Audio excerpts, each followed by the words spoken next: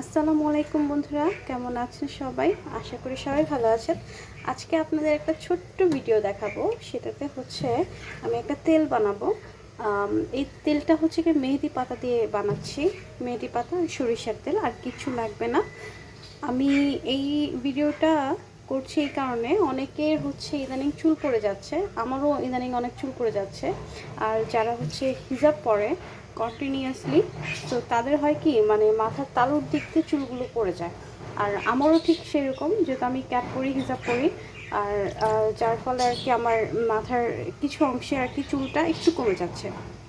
So এই কারণে আমি এই ভিডিওটা করছি আজকে, ভাবলাম শেয়ার করি আপনাদের সঙ্গে। এই তেলটা বানানোর জন্য লাগবে হচ্ছে গিয়ে কাঁচা মেহেদি পাতা আর হচ্ছে সরিষার তেল। আপনারা বাজার থেকে সরিষার তেল ছোট একটা বোতল কিনে নেবেন, যেহেতু এই তেলটা আর কি 1 মাসের উপরে ইউজ করা যাবে না। সো আমি প্রথমে মেহেদি পাতাগুলো ছাড়িয়ে নিয়েছি ডাল থেকে, অ্যান্ড দেন একটু পেকে গিয়েছে, কারণ হচ্ছে আমি এটা গত পরশু দিন এনেছিলাম আর ব্যস্ততার কারণে বানানো হয়নি। সো আপনারা হচ্ছে আনার সঙ্গে সঙ্গে বানাতে পারবেন, এটাও উপকারী। আর যেহেতু মেহেদি পাতা মোটামুটি ভালোই থাকে, পানিতে ভিজালে আবার সে টাটকা হয়ে যায়।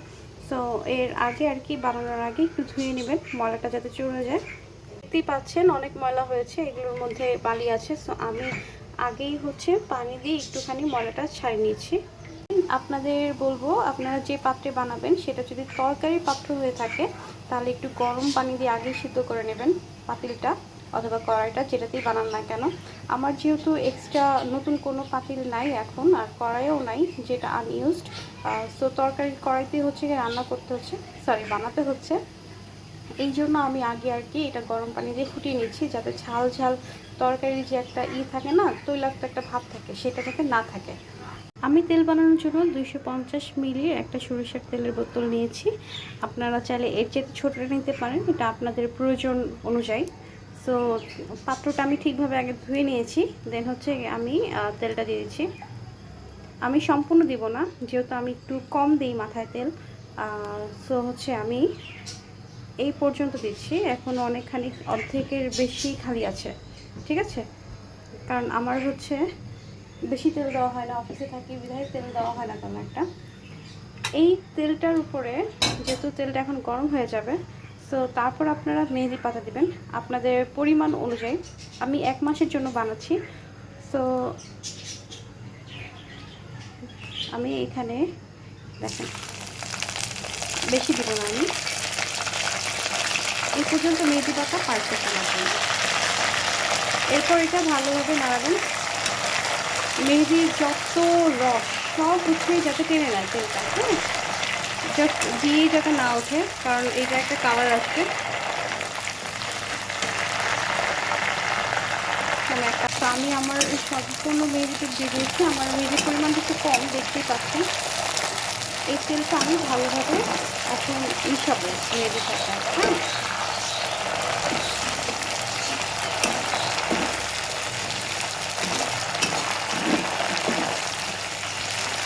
তেমন কিছু না, শুধুমাত্র এইটুকু প্রসেসিং।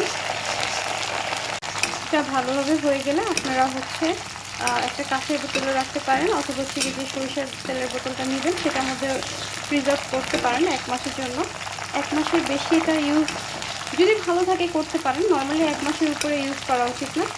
আর এই তেলটা কীভাবে ব্যবহার করবেন সেটা আমি বলে দিচ্ছি। এটা সপ্তাহে 3 দিন ইউজ করবেন। আর যখন কিনা এটা মাথায় দেবেন, মাথার আসলে এটা তালুতে দেবেন, ঠিক আছে? চুলের মধ্যে না দিলেই হবে, কারণ আসলে চুলের গোড়া থেকে যদি পরিপুষ্ট না হয়, তাহলে আগাতে চুল দিয়ে আসলে কোনো লাভ হয় না, আমি যেটা মনে করি। তো হচ্ছে আপনি গোড়াতে এই তেলের এটা একটু করে দেবেন।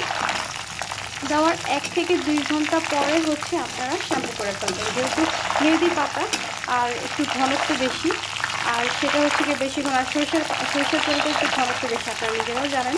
সরষের মাথায় বেশিক্ষণ দিয়ে রাখলে চুলটা কিতেল ছিটে হয়ে যাবে, আর হচ্ছে ভারী ভারী লাগবে, মাথা ব্যথা লাগবে। তার থেকে ভালো আপনারা 1 ঘন্টা ইউজ করে দেন হচ্ছে শ্যাম্পু করে ফেলবেন। আমারটা কিন্তু হয়ে এসেছে, এখন আমি এটা উঠিয়ে ফেলবো,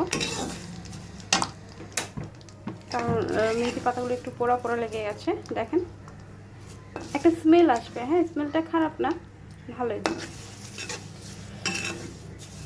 মেথি পাতার তো অনেক গুণ, চুলের জন্য অনেক ভালো। আদিকাল থেকে মেথি পাতা চুলের মধ্যে ইউজ করছে মানুষ।